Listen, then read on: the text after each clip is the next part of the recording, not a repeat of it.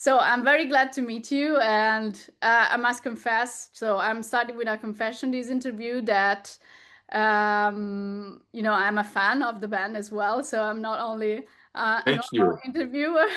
So if I get like emotional, please understand me. And like the part of the documentary that I loved the most, I must confess, was the one that I felt closer because it's when you start to tell us the story of Welcome to My Life. That, I was back then. I saw you for the first time in 2011 in Italy, back in Italy, in Milan. So this was my first song that, make me knew the band In for, Milan, that must have been, what is it called? Alcatraz? What is it called? The yeah, venue. yeah, Alcatraz, yeah. Yeah.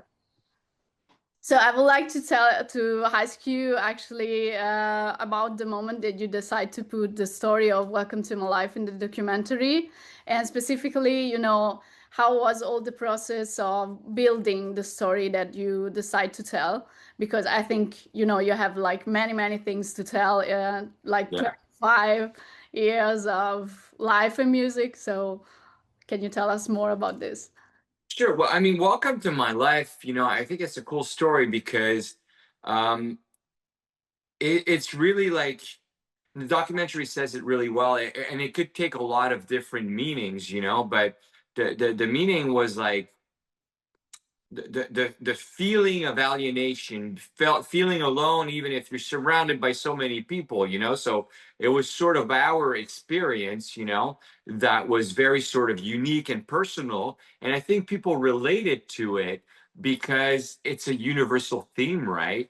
Like it's, like it's I don't know. It became an anthem like to a generation, It became like a very emotional statement, that people connected to. And and I think it was interesting to have a documentary where the four of us could tell the story of that song and could also tell the story of the band. Now, it's not the band's documentary. It's, a director decided to tell Simple Plan's story. So obviously, like it's his version of the story. I think he did a really, really good job at telling the story. Like, I think it's very inspiring. It's very well balanced. Um, I mean, it's touching. I watched it in a theater in the cinema, and I hadn't watched the whole thing, especially not that version. And it was amazing. It was just like I was happy to have had the chance to sort of like step away from the process and just watch it. The story is a cool story. It's about friendship. It's about um, staying strong when things are not going well, And I think it's inspiring. I'm getting a lot of messages from friends and family today telling me that, oh, you guys been through a lot. I didn't know, you know?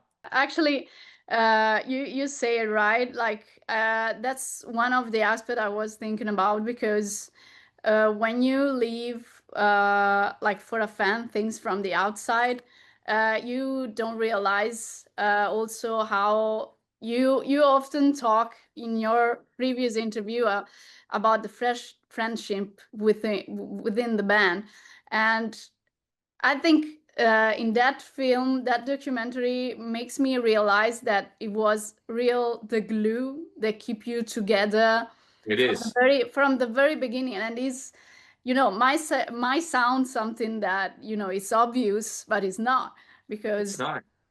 yeah, because you understand how much effort you put into your personal relationship as well, and that it's combined with the magic that then you can do on the stage, on the music, on the decision that you have made all along. So since you said that you watched it, what was your emotional point of the documentary? What you just said was very interesting, like um, our friendship is not perfect. It's like we are brothers who fight, who make up. Sometimes I'm very close to them, other times I'm not. You know, I say it in the documentary in 2008, I was not close to my friends. You know, I was living my own stuff and I didn't feel connected to them. But then it came back. We made a record together, and that common goal brought us back together, you know?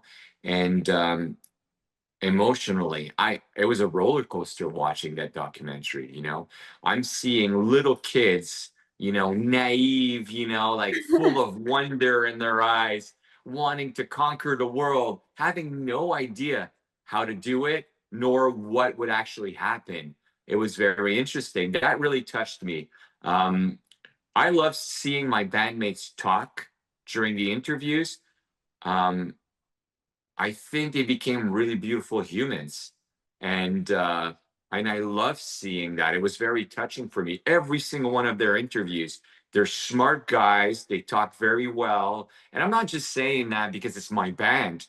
You know, you have to understand that I'm seeing it from the outside. I don't see them do interviews. I don't talk to them about the band very often. So it was interesting. Like, we all have those ideas in our heads, but we never sit down to talk about it. So it was the first time that I actually got to see the guys, you know, almost like tell me about the band, tell me about me, Yes. tell me about the fans, you know, about the life of being in Simple Plan. I thought it was fabulous. And I love seeing my kids, you know, in the documentary. It was really beautiful. Wow, this is so cool to know. And, you know, like what you said made me think about a scene when, you know, I think it's not easy when you realize what is true for another person that you have been sharing your life with, actually, you know, like, and it said at one point, I didn't realize that we were going through so much. And, you know, I was thinking, oh, this is cool, so let's do it. So this is fun, so let's do it. But you were like trapped in kind Yeah. of a loop that was really, really hard because you were really, really young. And like you said, you sometimes don't have the recognition to understand, oh, what I'm doing right now, but you see it only after you have done it. So from your perspective, you know, how it is to tell this way, because this feeling of, you know, being in something beautiful, but also being like in something, in a kind of machine that you can stop because you are working on something, you are working on your vision, your music, your part of your artistic life. But I think that your private life has to reduce a lot in that period. So Yeah. I mean, it's interesting because yeah, I talk about a tornado. I talk about something that I got sort of like stuck in, and it's really true. Like our lives were basically the band, and I don't know that I was very comfortable with that, you know, but it just was. I really got like sort of like thrown into it. I don't know that I had much to say about it. I kind of felt that if I said no, I wouldn't be in the band anymore, you know? So I just went along and did everything. Um, it made it so that we toured so much and we were young, we were partying, like we were like it's normal, right? Like what else would you do? You're touring the world with your friends, like you go out, you eat out, you go to bed very late, wake up early. So by the time we would get back home for Christmas, I was exhausted. So I was very happy to come back home to see my friends and my family, but I barely had any energy to do anything with them. You know, I was really tired. And then I'd go back on tour. And I did that for years and years on end. And truthfully, like one of my biggest sort of like sadness was like I lost a partner that was a beautiful partner, you know, the mom of my kids, because I wasn't there. And then we grew apart. And it's a sad story, you know? And those are sacrifices that are I don't know. I mean, if you look at a career and you look back 25 years, I'm sort of sad about that, you know? I mean, my life now is beautiful. It's, you know, I have a partner that's amazing and I'm really, really happy. But it's sad that I did not find balance and I couldn't. I just didn't know how. yeah, yeah, I think it's very difficult. I mean, like, It all seems, success seen from outside, from people that maybe don't have this kind of artwork to do, didn't realize how much it costs to, to the people that are involved in. I think it's a kind of work that is very generous, because even if like that you have fame and money and whatever, I think it's more than that, and people realize that only when they get closer to, to the artistic base of that is Yeah. music, painting, or whatever you like and you love. Have you ever heard like the saying like artists have to sell their soul to the devil? You Yeah, know yeah, what that actually means? It's not the devil. It's an image, and what it actually means is you have to make crazy, insane sacrifices yeah. to get the privilege to be on stage, because it is a privilege, but it comes with a lot of sacrifice. I think it's the first time that you documentary also show the part of the fan base that is still healthy. Let me say that, because Yeah. um, I'm curious also to know how did you recollect like the very first videos of the band, because there weren't so many cell phones or mobile that you can record stuff. So I would like to know how you recollect them, and also the videos in which you interact with the fans, and the fans are so, let's say, pure, and also they have this capacity of dreaming and be really sharing something with the band, that I think is not so easy to see nowadays. Let me say that, because I'm still going to concerts, still seeing how fans behave during the concert, and I think that you were in a history part of the music scene that was really healthy. So what do you think about that? I don't know if you have seen like maybe seen also on the social media when you see people going to concert and throwing stuff the singer, or like, or just being not so respectful to the work that is being done there. So what do you think about this in general? I mean, first of all, like to answer your first part of the question, like the archives, Yeah, um, it's kind of strange because when we started out, we basically were inspired by bands like Blink 182, who had videographers, following them everywhere. So we were like, if we want to be in a big band, we have to have someone following us. And we had one of our friends, Patrick, who basically photographed us, filmed us from day one before we were even a real band, you know? yeah, And yeah, yeah. I saw him. I remember him. and it's almost like it's so conceited, it's almost so like it's it's kind of bad when you think about it, like you're filming yourself all the time, even if you're not really a band yet. It was very naive too, but Pat filmed so much, and I think that's the richest part of the documentary. It's all those archives that are basically telling the story exactly like it was. It's not us sort of like romanticizing the story. It's Yeah, the archives are there to prove it, So that tells a beautiful story. And as far as the fan base, it's healthier than ever.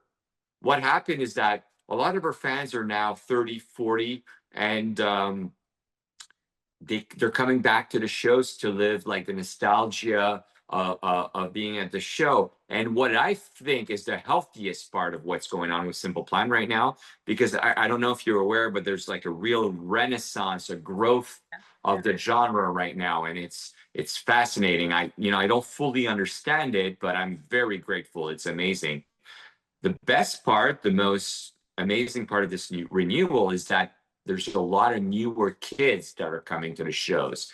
They want to hear those songs. They probably heard their favorite bands talk about Simple Plan, being inspired by Simple Plan, and then they come and check out the music, and now they're here. Whether it's that, whether it's the I'm Just a Kid challenge, whether it's, you know, the videos, the soundtracks to the movies we did. I don't know what it is. Maybe all of that, Yeah, yeah. but yeah, but it's growing right now, and that's what's really healthy. And I think our fans are the most respectful in the world. You know, if they throw things, it's because they're excited. They'll throw a bra, or they'll throw like a bracelet or something. You know, I don't think it's ever done with malice. You know, in the past there was some very critical fans of the scene. You know, that the Warp Tour scene, that were sort of like angry at us for being successful, and they were voicing it in their own way. I mean, it was a thing in America. It was very frauded upon to step out of the punk rock scene and actually be on television. This is not so well known in Italy, so thank you for sharing that part. And yeah, I remember actually he told you like that he was your first employee. I love that. He was. Yeah, when he was selling also like so merchandising or something, you know, that you were selling after the concert, it was really really cool. And you know, like following what you said, like the feeling of nostalgia, and the, you know, the TikTok challenge that I'm just a kid, I think it was, you know, like the one of the ways, like you said, to bring new people, know, getting to know you more, and I think rediscovering also, you know, like albums, and going like also to shops, because you know, like I found myself in two different situations, because in Italy, CD shops are closing. Like there are very, very few. But when I go outside, like in the UK, I see there is still this, you know, I think this kind of fascinating, also fascination to have the object. So to play the CD, um, or having like even a book or a poster that was so, you know, back then, like at the end of the 90s, that is something that is coming back right now. So it's very curious, like you said, and I'm still wondering why it's happening, but I think it's something that you cannot replace. I mean, like, you know, social media cannot replace the fact that you want to talk to a friend about a song. It is not only, you know, I want to be there and tell on Instagram or TikTok, oh, this song is so cool, what do you think? It's not the same, you know. So, and also I really love the part when you go back with Avril Lavigne. Actually, you know, it was very curious to me, because you had this photograph. When you check and go to find like Simple Plan on Google, you have a lot of photos in which there is like Avril Lavigne like in the middle of the band, and some youngest colleague of mine just asked me, but why Avril Lavigne is always with them? And I and I told them the story. So I would like you to share, you know, this relationship with her, and actually also when you realize you released Young and Dumb with her, and that part of the story, like your feelings about this friendship, let's say. When we met her, like in 2003, she was basically, you know, the biggest star in the world. You know, like she was huge, but Yeah. she was a kid, so I felt like an older brother to her, right?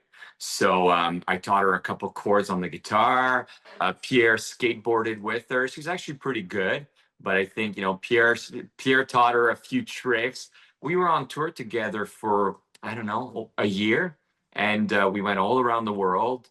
So, you know, we would party together. We would, you know, eat at restaurants. We would go out. It was a really, really fun time. But I felt like an older brother to her, although she was my younger sister who was more successful than us, you know. So she was very kind, and she allowed us to open for her and basically expose Simple Plan to her audience that was humongous, you know. So 20 years later, she wants to go back on tour. She did not tour very much in her career. She didn't have fun doing it, you know. She just didn't want to do it. And then suddenly she wants to try it again. And she's like, I want my older brothers with me, you know, and we went on tour and we had a wonderful time. And I'm very happy. She's amazing. She's generous. Um, she's what a catalog. The songs that she has are insane, you know. And we had spoken to her many times. We're like, we should do a song together. And I mean, it never panned out.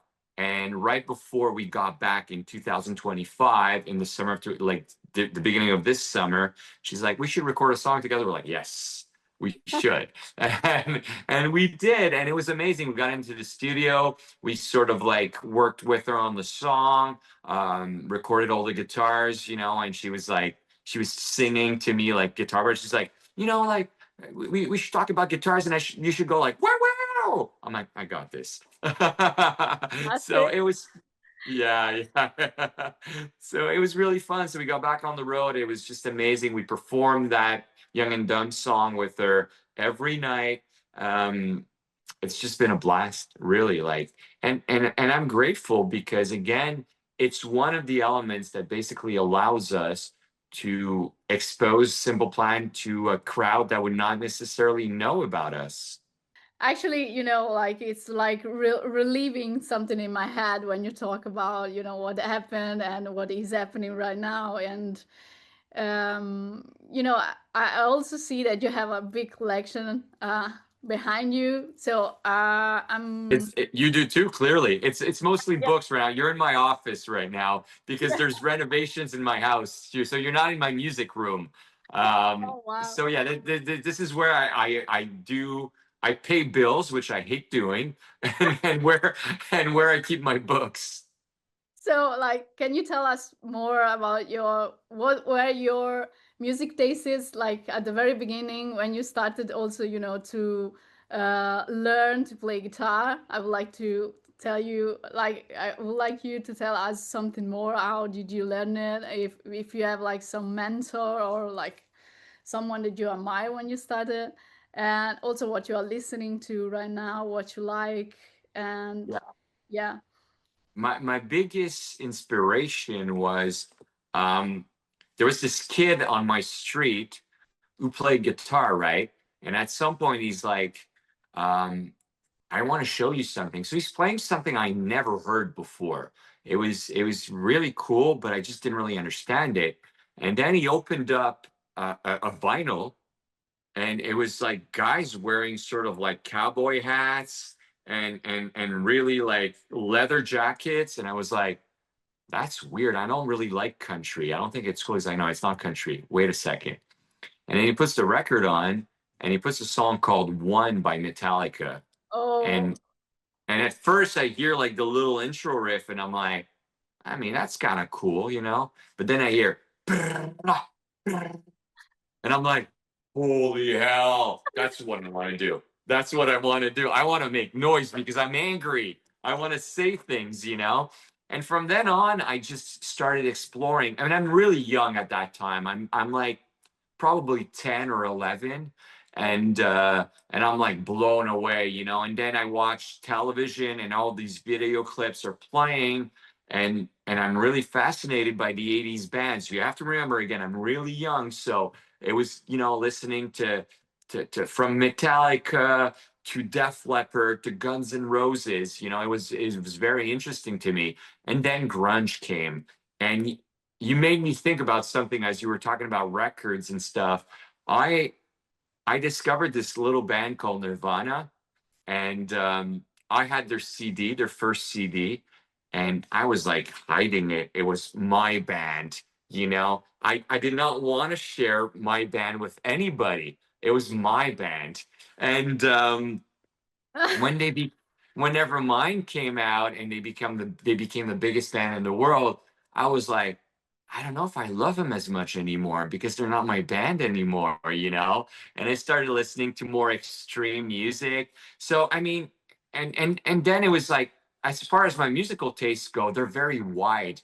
I love the fact that now in 2025, you could listen to Justin Bieber, and you could listen to some very heavy music, Mastodon, for instance, or I don't know, like just heavier music, and still listen to jazz, and it's okay. Like people back when we started, you were either punk, you were grunge, you were rock, you were hip hop. You couldn't be all of it, you know?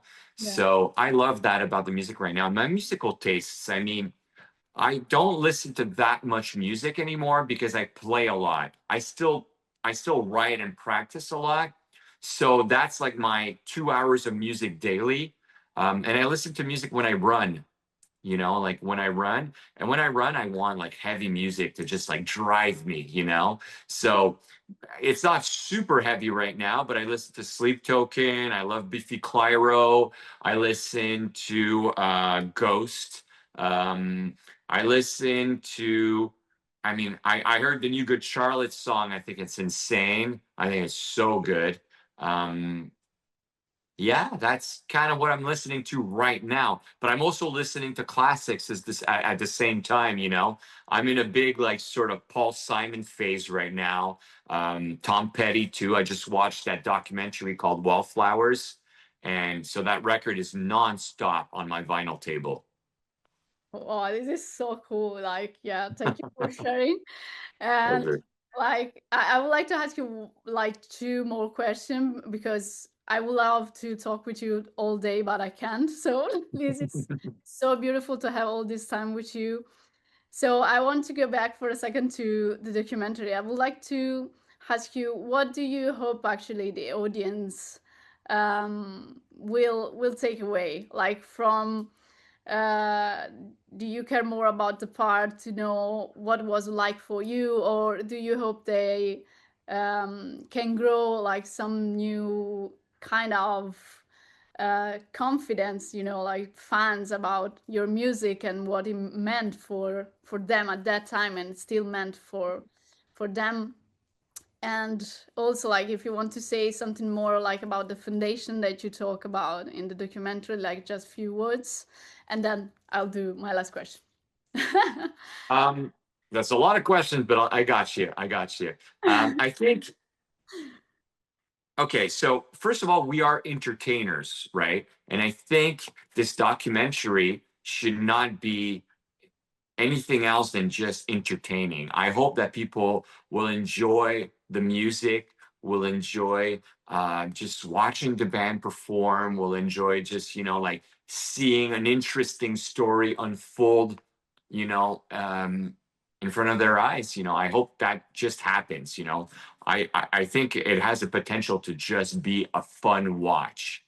Beyond that, if there's a lesson to take from it, is the fact that I think you need grit to achieve your dreams, you know? And this is a weird time right now. I meet a lot of fans at the shows and they tell me, like, wow, the economy's shit. There's war everywhere in the world.